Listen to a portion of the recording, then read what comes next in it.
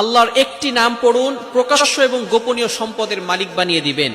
এটা আমি বলছি না, আলী রাদিয়াল্লাহু তাআলা আনহু বলেছেন। কানজুল উম্মালের 975 নম্বর হাদিসের ভিতরে আসছে, হযরত আলী রাদিয়াল্লাহু তাআলা আনহু বলেছেন, যদি কোনো ব্যক্তি অলওয়েজ আল্লাহ তাআলার একটি নাম পাঠ করতে পারে, তাহলে আল্লাহ পাক রব্বুল আলামিন তাকে প্রকাশ্য এবং গোপনীয় সম্পদের মালিক বানিয়ে দিবেন। প্রকাশ্য সম্পদের মালিক মানে হচ্ছে আল্লাহ তাআলা আপনাকে সম্পদ দান করবেন, আল্লাহ তাআলা আপনাকে গাড়ি বাড়ি দান করবেন।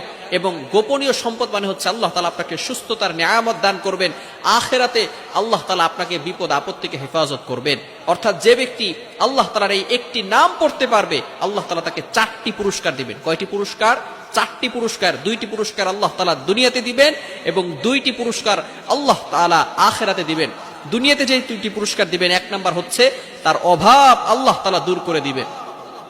আপনি অভাবে আছেন, কষ্টে আছেন, আল্লাহ তাআলা আপনার অভাব দূর করে দিবেন। আল্লাহ তাআলা আপনাকে কারো প্রতি মুখাপেক্ষী বানাবেন না। একটা কাঁচা মরিচের জন্য আপনি কারো কাছে যাবেন না। যদি আল্লাহ তাআলা আপনাকে সম্মান বাড়াতে চান, 1 নাম্বার হচ্ছে আল্লাহ তাআলা আপনার অভাব দূর করে দিবেন। নাম্বার 2, দ্বিতীয় নাম্বার হচ্ছে আল্লাহ তাআলা আপনাকে সমাজে প্রতিষ্ঠিত করবেন। আল্লাহ তাআলা আপনার ইজ্জত বাড়িয়ে দিবেন, আপনার সম্মানকে বাড়িয়ে দিবেন। এই 2টি পুরস্কার আল্লাহ তাআলা দুনিয়াতে দিবেন এবং আর 2টি পুরস্কার আল্লাহ তাআলা আখিরাতে দিবেন। 1 নাম্বার আল্লাহ তাআলা কবরের আযাব আল্লাহ তাআলা ক্ষমা করে দিবেন, বলেন সুবহানাল্লাহ।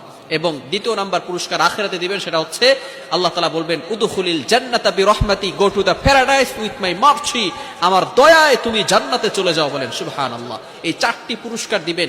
দোয়াটি হচ্ছে একেবারে ছোট্ট, আল্লাহ তাআলার নাম লা ইলাহা ইল্লাল্লাহুল মালিকুল হাক্কুল মুবিন। লা ইলাহা ইল্লাল্লাহুল মালিকুল হাক্কুল মুবিন। এই নামটা আমরা পড়তে পারবো না? যদি আমরা এই নামটা পড়তে পারি, আল্লাহ তাআলা 4টি পুরস্কার দিবেন, প্রকাশ্য গোপনীয় সম্পদের মালিক